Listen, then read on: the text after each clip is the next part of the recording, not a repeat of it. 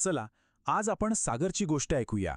एका छोट्याशा गावातून आलेला एक मुलगा, ज्याच्या मनात एक असं स्वप्न होतं ज्याने त्याच्या संपूर्ण आयुष्याला एक नवी दिशा दिली. त्याच्या या प्रवासातून आपण पाहणार आहोत की एखादं स्वप्न सत्यात उतरवण्यासाठी खरंच काय लागतं. मी वनरक्षक बनेन. बघा, हे फक्त शब्द नव्हते, हा सागरचा पक्का निश्चय होता. आणि जेव्हा ध्येय इतकं स्पष्ट असतं ना, तेव्हा ते फक्त स्वप्न राहत नाही, तर ते जगण्याचा एक उद्देश बनून जातं. तर भाग 1, स्वप्नाची सुरुवात. चला पाहूया या अविचल निष्ठेचा पाया नक्की कसा रचला गेला. विचार करा, रोज सकाळी 5 वाजता एकही दिवस न चुकविता धावायला जाणं. ही काही साधी सवय नव्हती. ही तर ध्येयासाठी आपलं शरीर तयार करण्याची पहिली पायरी होती. त्याची ती एक शारीरिक वचनबद्धता होती. अर्थातच त्याचे पाय खूप दुखायचे, पण त्याचं मन ते कधीच थकलं नाही. शारीरिक थकव्यावर मानसिक दृढनिश्चय कसा भारी पडतो याचं हे एक सर्वोत्तम उदाहरण आहे. खरी ताकद त्याच्या विचारांमध्ये होती, त्याच्या मनात होती. आता येतो दुसरा भाग, कठीण प्रवास. आणि हो, हा प्रवास फक्त शारीरिक नव्हता. खरी आव्हानं तर वेगळीच होती, सामाजिक आव्हानं. लोक विचारायची, अरे एवढा त्रास कशाला घेतोयस? म्हणजे बघा, आजूबाजूचे लोकच त्याच्या प्रयत्नांवर शंका घेत होते. हा जो समाजाचा दबाव असतो ना, ते एक मोठंच आव्हान असतं. पण या सगळ्या प्रश्नांना सागरकडे एकच उत्तर होतं. जंगलाचं रक्षण करणं ही फक्त नोकरी नाही, ती एक जबाबदारी आहे. क्या बात आहे, हे एक वाक्यच सगळं काही सांगून जातं. त्याचा दृष्टिकोन, त्याचा आतला आवाज. बरं, शरीर तर तयार होत होतं, पण ही लढाईची फक्त एक बाजू झाली.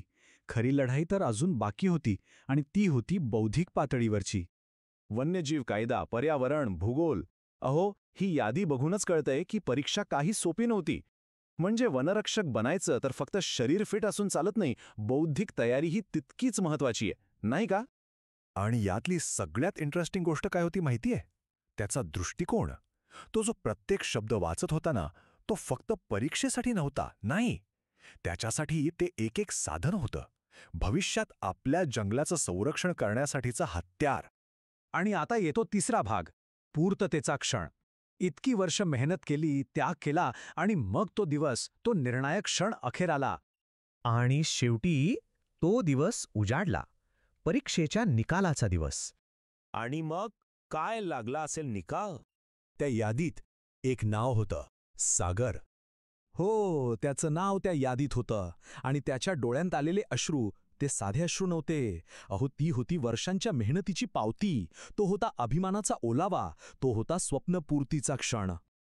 आणि आज तो त्याच जंगलात फिरतोय ज्याचं स्वप्न त्याने पाहिलं होतं. जणू काही तो वाऱ्याशी बोलतोय, पावसाशी गप्पा मारतोय, प्राण्यांशी संवाद साधतोय.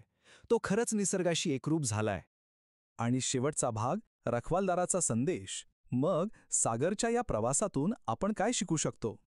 वनरक्षक हे फक्त एक पद नाही, ही नोकरी नाही, ही आहे निसर्गाची सेवा. आणि खरं सांगायचं तर हाच या संपूर्ण कथेचा आत्मा आहे. हे पद म्हणजे एक मोठी सेवा आहे.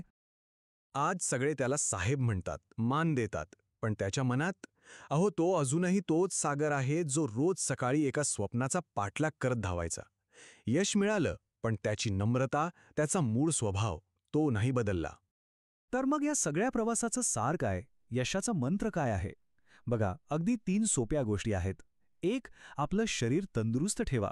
2, मन एकदम दृढनिश्चयी ठेवा. आणि 3, अभ्यासाला आपलं शस्त्र बनवा. बस, हाच आहे कुठलंही स्वप्न खरं करण्याचा मार्ग.